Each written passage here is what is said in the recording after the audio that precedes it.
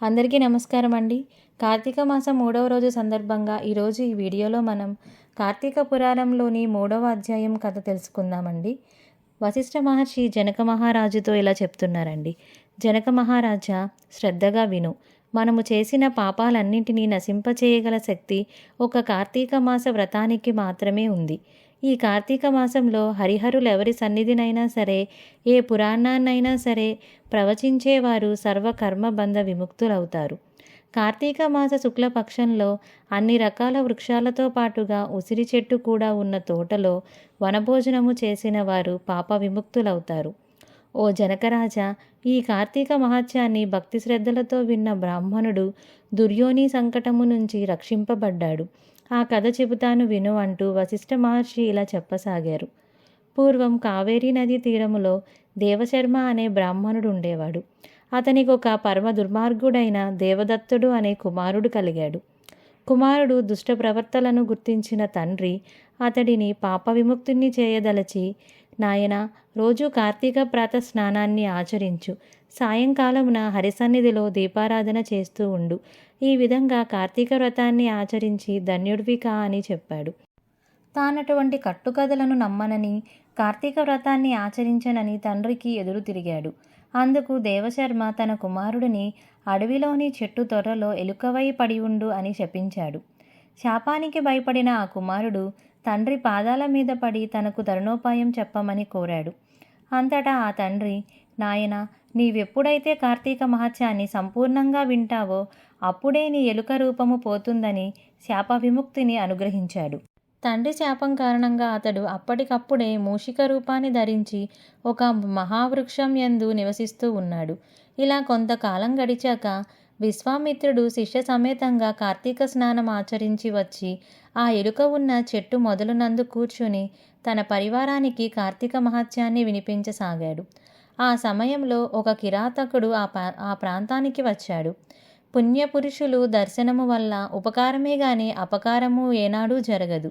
అదేవిధంగా విశ్వామిత్రుని దర్శనాంతరం చేత జ్ఞాని అయిన ఆ కిరాతకుడు వారిని సమీపించి, అయ్యా, మీరు చెప్పుకుంటున్న కథేమిటి అని, అది వింటుంటే నాకు కిరాతక జీవితం పట్ల చిరాకు వస్తుంది అని చెప్పాడు.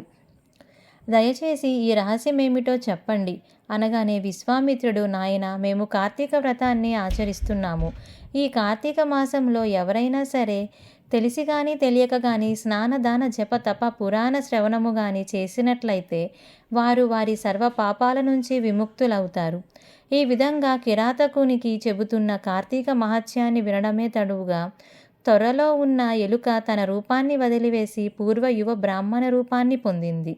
కాబట్టి ఓ జనకరాజా, ఉత్తమ గతులను కోరేవారు ప్రయత్నపూర్వకముగా కార్తీక వ్రతం ఆచరించాలి, లేదా కనీసము కార్తీక మహత్యాన్నైనా భక్తి శ్రద్ధలతో వినాలి.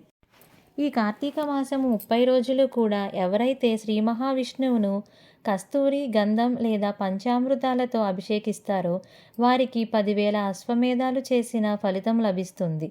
కార్తీక మాసంలో సంధ్యావేళ విష్ణు సన్నిధిలో దీపారాధన చేసి దీపదానము చేసిన వారు విష్ణులోకాన్ని పొందుతారు.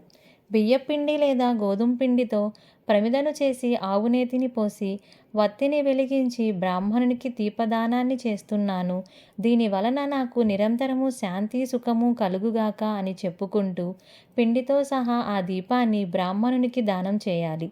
అలా చేసిన వారు అక్షయమైన పుణ్యాన్ని పొందుతారు. దీనికి నిదర్శనార్థమై ఒక కథను చెప్తాను విను అంటూ వశిష్ఠ మహర్షి ఇలా చెప్తున్నారు. పూర్వం ద్రావిడ దేశంలో ఒక అనాథ వితంతువు ఉండేది.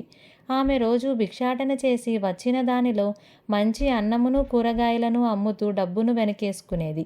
ఇతరుల ఇంట్లో వంట పనులు, కుట్టు పనులు మొదలైనవి చేస్తూ ప్రతిఫలముగా వారి వద్ద కొంత ద్రవ్యాన్ని తీసుకుంటూ ఉండేది. అదీ కాక ద్రవ్య భిక్షాటన కూడా చేసేది. ఇలా ఆ వితంతువు డబ్బు సంపాదించడమే తప్ప ఏనాడు హరినామస్మరణ కానీ, హరికథనో పురాణాన్నో వినడం కానీ, పుణ్యతీర్థ సేవనం కానీ, ఏకాదశి రోజు ఉపవాసము కానీ చేయలేదు. ఒకనాడు ఆమె ఇంటికి దైవవశాన శ్రీరంగయాత్రికుడైన ఒక బ్రాహ్మణుడు వచ్చి ఆమె స్థితిని చూసి ఆమెకు నరకము తప్పదని గుర్తించి జాలిపడి ఆమెను మంచిదారిలో పెట్టదలచి, ఓ అమాయకురాలా, నేను చెప్పేది శ్రద్ధగా విని ఆలోచించుకో. ఈ శరీరము అశాశ్వతమని తెలుసుకో. నేల, నీరు, నిప్పు, నింగి, గాలి అనే పంచభూతాత్మకమైనదే ఈ శరీరము. ఈ దేహము నశించగానే ఆ పంచభూతాలు కూడా ఇంటి కొప్పు మీద కురిసి నలుదిక్కులకు చెదిరిపోయే వాననీటిలాగా చెదిరిపోతాయి. మోహాన్ని, భ్రమణలు వదిలిపెట్టు. దైవమొక్కటే శాశ్వతమని గుర్తించు. నిరతము హరిచరణాలనే స్మరించు. నా మాట విని ఇక నుంచైనా కార్తీక మాసంలో ప్రాతస్నానాన్ని ఆచరించు. విష్ణు ప్రీతికై దీపదానము చెయ్యి. తద్వారా అనేక పాపాల నుంచి రక్షించబడతావు అని చెప్పి తన దారిన తాను వెళ్ళిపోయాడు. ఆ బ్రాహ్మణుడి మహిమ వలన ఆమెకు జ్ఞానోదయమైంది. తను చేసిన పాపాలకై చింతించింది. ఆ సంవత్సరములో వచ్చిన కార్తీక మాసంలో వ్రతం ప్రారంభించింది. సూర్యోదయ వేళలో చన్నీళ్ల స్నానము, హరిపూజ, దీపదానము, పురాణ శ్రవణము, ఈ విధంగా కార్తీక మాసము 4 రోజులు ఆచరించి చివరి రోజున చక్కగా బ్రాహ్మణ సమారాధన కూడా చేసింది. తక్షణమే ఆమె శాశ్వత స్వర్గభోగ సౌఖ్యాలను పొందినది. కాబట్టి జనకరాజా, కార్తీక మాసములో అన్నిటికంటే ప్రధానమైనది దీపదానము. తెలిసి గాని తెలియక గాని ఎవరైతే దీపదానము చేస్తున్నారో వారు తమ పాపాలను నశింపచేసుకున్న వారే అవుతారు. దీనిని వినినా చదివినా జన్మ సంసార బంధ విముక్తులై విష్ణుభక్తి పారాయణులవుతారు. ధన్యవాదములు.